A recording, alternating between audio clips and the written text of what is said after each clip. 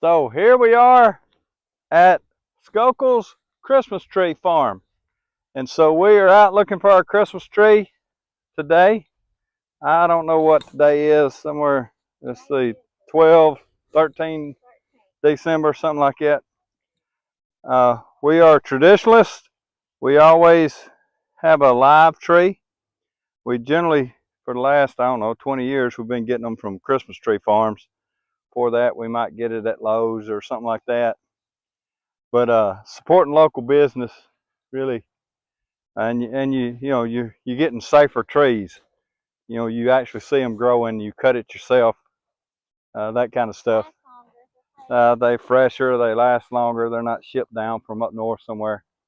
But anyway, uh, we're out on the prowl for a tree. She'll walk around for a while. We'll decide on one. I like the Douglas fir, those kind that have needles. These are the sort of, I don't know, prickly, whatever. I think this might be a cypress or something, or pine. I don't know what that is. I don't remember what I like. I like the ones with needles. And then you got these kind that's got the sort of flat kind of leaves. They're cute, but I prefer the needles. But whatever, it doesn't matter as long as it's pretty. We put the lights on it anyway.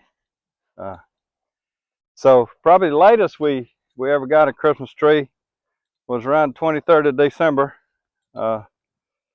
Just because we're, our children are grown. I think that time Miriam might have been overseas or something, coming in late, and so maybe I was out working or something, and we just got to it late.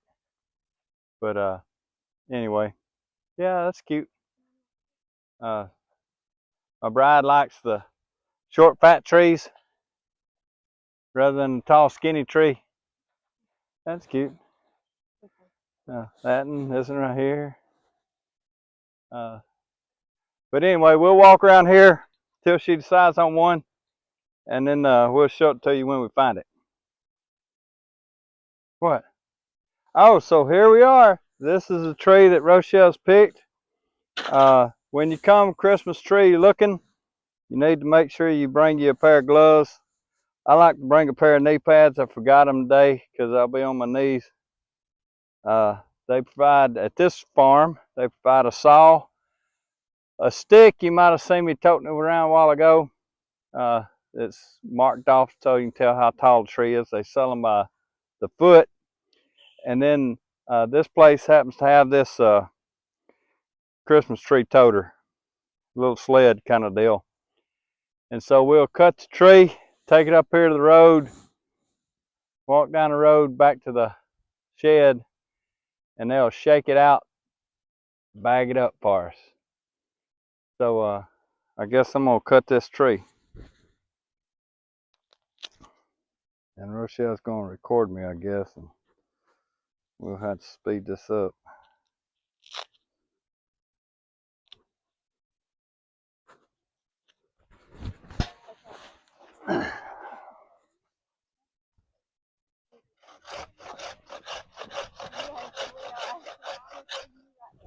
I think I'm gonna go get my chainsaw. Yeah. Okay. Yeah, okay, great. Okay. We're gonna pick it up. Put it on the little trolley. All right. Got a tree. Looks good. That's it. We're gonna tote it over yonder. Okay, so it's a day after we cut our Christmas tree at the Christmas Tree Farm. And what I did when I got home, I just want to let you guys know in case you want to do a live tree and you've never done a live tree. This is just what I do and what works for me. Always get the guys, they'll generally wrap it in one of these nets. Keep the net because you can use it in your garden later. Remember, reference back to earlier playlist item. But you need to get your tree in some water as soon as you can. So when I got home last night, I cut a little bit off the bottom of the tree, because that part, as it's sitting there, the sap will run to that and it'll get a little hard and a little hard for the tree to take in water, because this tree was, growing up out of the ground yesterday at this time. And then I put it in the stand because that's really the only way I can get water to it, right? And I did have to cut off some limbs at the bottom of it. I will keep it in this wrap until I get it in the house where it's going to be, and then I'll cut it and let it unfold itself. It's just easier to move it in the house like this. So I'll come back when I'm in the house, but just wanted to talk to you a little bit about getting them in water and going ahead and mounting them in the stand, leaving them wrapped up till you get them in the house. We'll see you in a bit. Okay, continuing the saga of the live tree. We have brought the tree in the house. It took two of us. It usually takes two of us, one on this end, one on that end. And remember, keep it bound up by the little net that the guys put on it when you get it at the tree factory.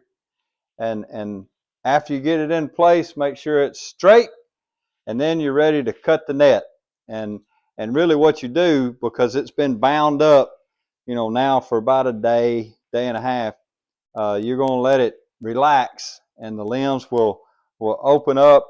It'll spread itself back out, and then I usually wait about a day or so, let it go ahead and relax, and before I put the lights on it. And then over the next 2 or 3 days after we get the lights on it, we'll put all the other stuff on it. I haven't put water in it yet, because when I release this net, it may want to lean one way or the other, just sort of depending on how the tree itself, as it expands, the limbs are. And I've got to pull these limbs that I cut and get rid of them. So what I'll do, I'll cut it, let you see it expand. You'll see the limbs drop out, and then I'll just come back and clean everything up, all the needles and all that kind of stuff. And that'd be, I don't know, you might see a picture of it or something, probably not, after it's decorated. But live trees, that's the way we do it. That's what works for us mostly.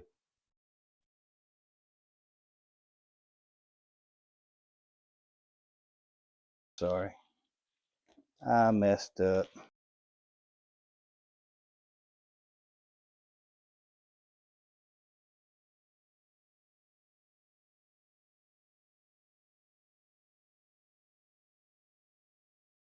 This is a little wire that the guys at the tree farm put on there to make sure that we're getting the right tree that I went out and cut.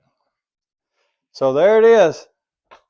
We'll get it decorated in a couple of days, and I'll clean up all this stuff on the ground. Sometimes we'll use this that I've cut off to make a little, not really garland, but a little fan-like thing, swag kind of thing to decorate with. But there you go, live Christmas trees. Thank you for joining me.